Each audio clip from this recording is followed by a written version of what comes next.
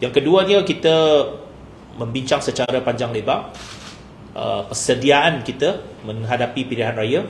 Memang sejak lebih setahun yang lalu, DAP Negeri Sembilan telah pun membentuk Jawatankuasa Persediaan Pilihan Raya yang diketuai oleh Yang Berhormat Shah sebagai pengurusi jawatankuasa. Mereka telah pun membuat pelbagai persediaan sejak setahun yang lalu.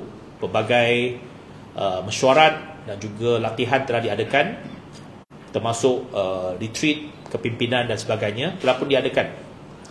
Dan kita tidak wawarkan secara high profile, tapi memang di belakang takbir kita telah membuat banyak persediaan. Dan kita boleh dikatakan cukup bersedia menghadapi pilihan raya negeri pada ketika ini. Dan saya nak mengatakan bahawa DAP Negeri Sembilan bersedia sepenuhnya mempertahankan semua kerusi kita yang kita akan tandingi mewakili Pakatan Harapan.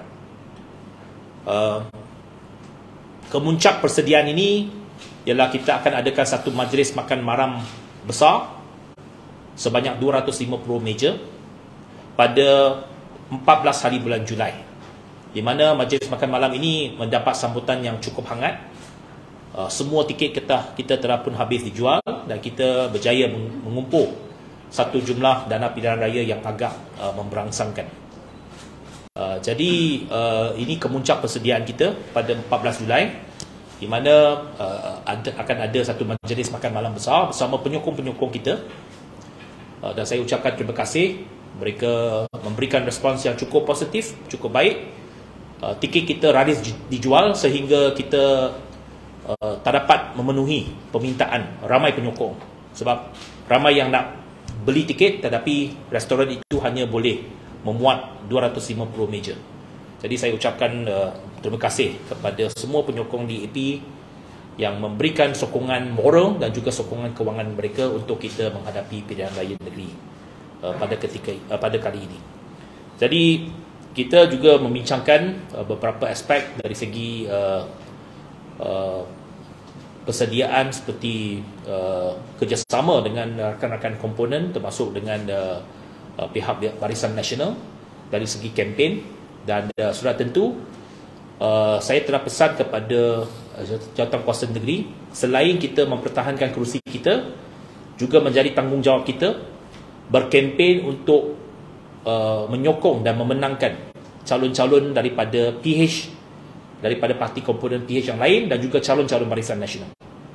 Kita juga menawarkan sokongan kita kepada calon-calon Barisan Nasional di kawasan mereka, di mana ada cawangan DAP, ada penyokong DAP di kawasan-kawasan yang ditandingi oleh Barisan Nasional. Kita akan turun berkempen. Dan saya secara peribadi, saya telah menyampaikan kepada Tok Mat beberapa hari yang lalu, saya menawarkan saya akan turun berkempen di rantau untuk Tok Mat bersama, supaya ada joint appearance bersama di kawasan beliau. Dan saya juga mengalu-alukan kehadiran beliau dan juga pemimpin-pemimpin lain di kawasan-kawasan kita juga.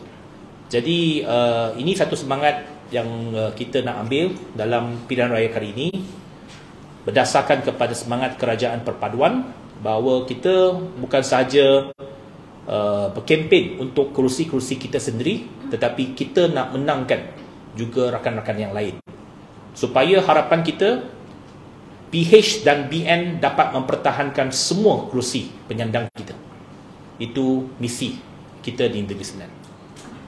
Maybe you mentioned just now DAP is prepared to defend all the seats. Are you trying to say that?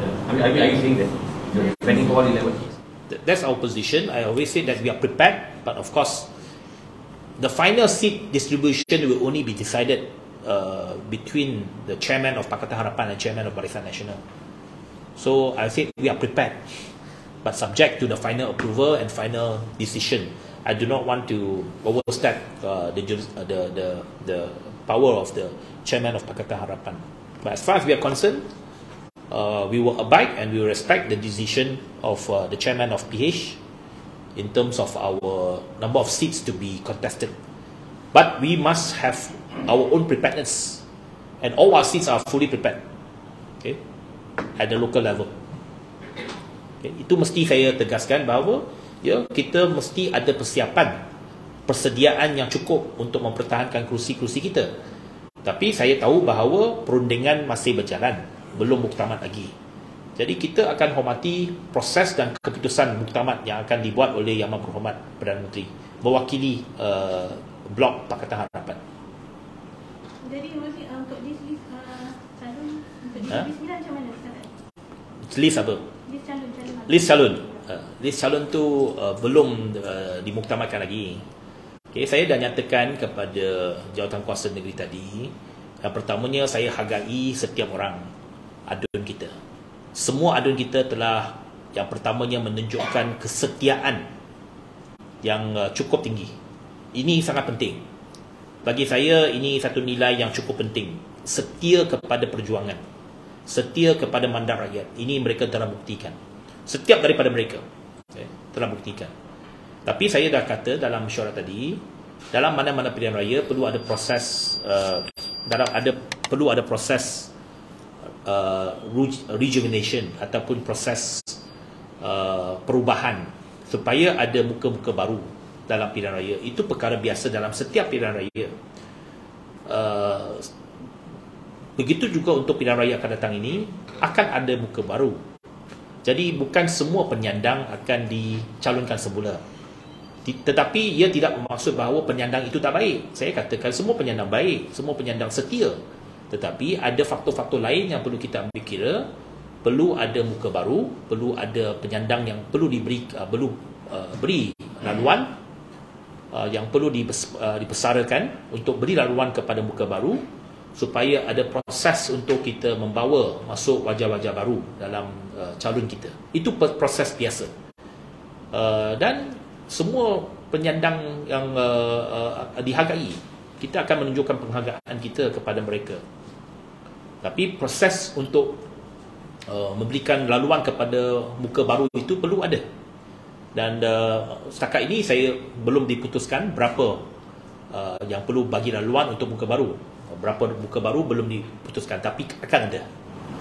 Maksudnya buat masa ni masih dalam proses penilaian setiap calon. Ya.